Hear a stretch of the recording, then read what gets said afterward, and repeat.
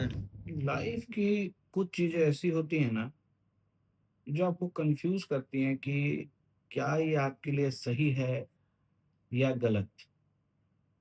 जैसे अगर मैं अपनी बात करूं, तो मैंने अपने पिताजी, जो कि अब नहीं हैं, उनकी बहुत सारी चीजें देख के मैंने बहुत कुछ सीखा है। उन्होंने कभी हमें बताया नहीं, बट उनकी जो जीने की तरीका था, कहीं ना कहीं मुझे लगता है कि आज के डेट में हम लोगों के लिए एक, मेरे लिए एक समस्या और मेरे लिए एक प्रॉब्लम बन चुका है।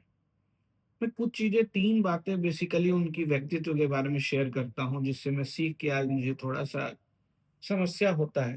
पहली चीज़ ये थी कि मेरे फ़ादर एक बहुत अच्छे और बहुत ही पढ़े-लिखे और एडमिनिस्ट्रेटिव पोस्ट पर काम करते थे।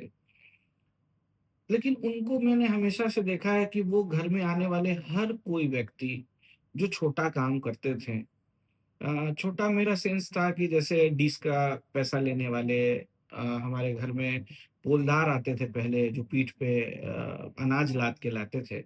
मैंने पिताजी को शुरुआत से देखा कि वो उनको काफ़ी इज़्ज़त देते थे।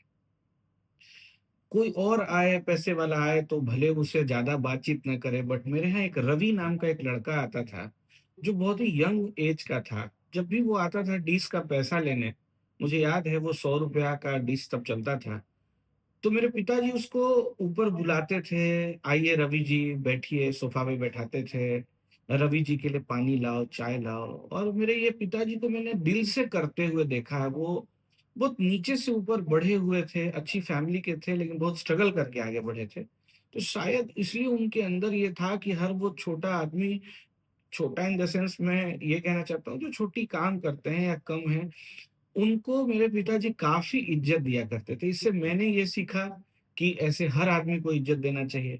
तो इस चीज़ को हमारी लाइफ़ में ये हुआ कि हमने भी अपने सोसाइटी के गार्ड को, हम लोग आज भी गार्ड साहब बोलते हैं। इवन कि मेरी वाइफ़ भी उनको गार्ड भैया, गार्ड साहब बोलती है। मेरा बच्चा उनको अंकल बोलता है। लेकिन कहीं न कहीं मैं ये देख रहा हूँ कि ये चीज़ हमारे लिए एक समस्या बन के आ गई है। हम तो उनको इज़्ज़त दे देते हैं, but at the same time वो हमको एज़ गारंटेड ले लेते हैं। जैसे मैं अपनी प्रैक्टिकल अपनी सोसाइटी की बात करता हूँ, मैं अपने गार्ड्स को इज़्ज़त देता हूँ, बट गार्ड को मैं देखता हूँ कि अगर मैं थोड़ा-सा भी इधर-उधर बाइक लगाया तो 2 मिनट में वो टोक देते हैं।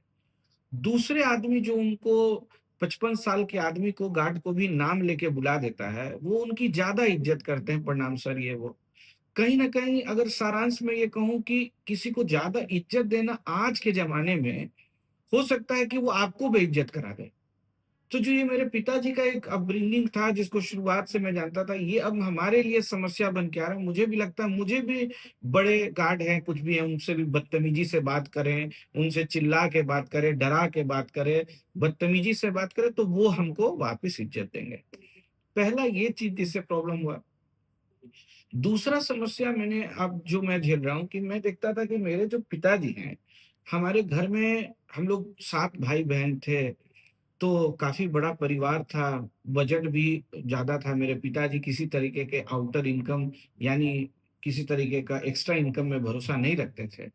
तो हमारे घर में जब पिताजी की सैलरी आती थी, तो सबसे पहले जो पैसा देनदारी का था, जैसे बिजली का बिल देना, टेलीफ़ोन का बिल देना, या फिर घर के बिलों की फीस देना, किसी तरीके का डिश का पैसा देना, ये मेरे पिताजी पहले सारे पैसा देने के बाद जो पैसा बचता था, उसी से घर का बजट, राशन या कुछ भी काम उसके बाद होता था।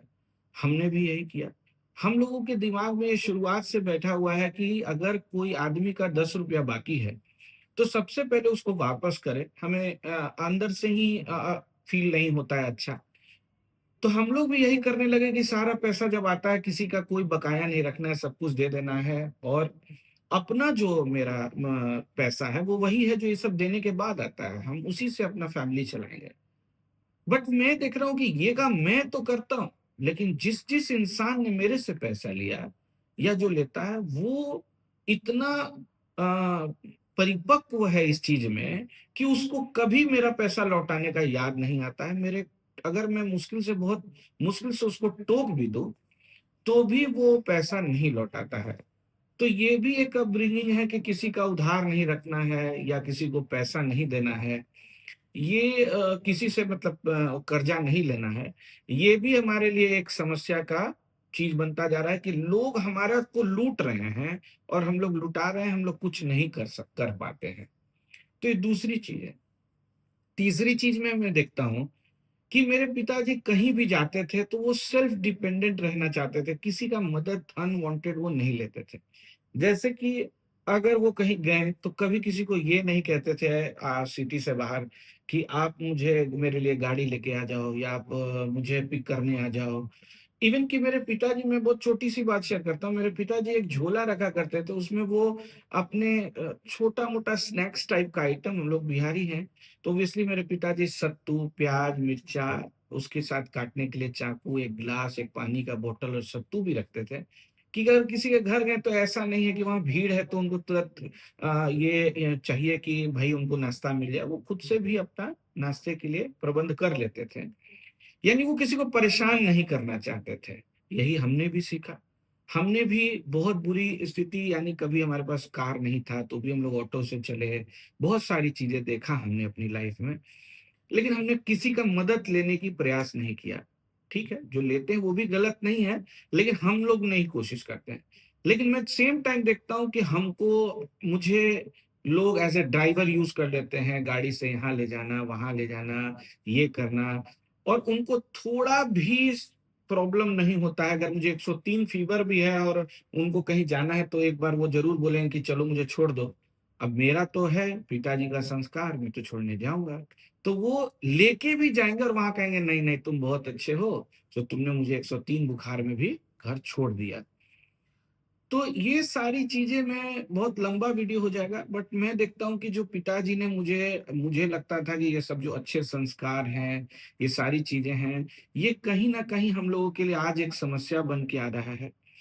अब मुझे मेरा भी बेटा है, मैं डरता हूँ ये संस्कार उसको देने से, क्योंकि जो-जो समस्या मैं झेल रहा हूँ, जो लोग मुझे परेशान करते हैं, कह लीजिए कि जो मुझे तंग कर देते हैं, जो मेरा पैसा लूट रहे हैं, जो मेरा समय बर्बाद करवाते हैं, इन सब वजह से मैं अपने बच्चे को वो करते नहीं देख सकता। मैं ये नहीं कहता कि ये चीज़ें देना गलत है, बट मैं उसको एट द सेम टाइम ये भी समझाऊँगा कि उन लोगों को भी पहचानें जो आपको यूज़ करते हैं। और सबसे बड़ी बात है लाइफ में कि ना बोलने की क्षमता आप में होनी चाहिए। जो मैं नहीं बोल पाया, वो मैं सिखाऊँगा अपने बच्चों को कि कम से कम वो सही समय पर किसी को ना बोलना भी सीखें।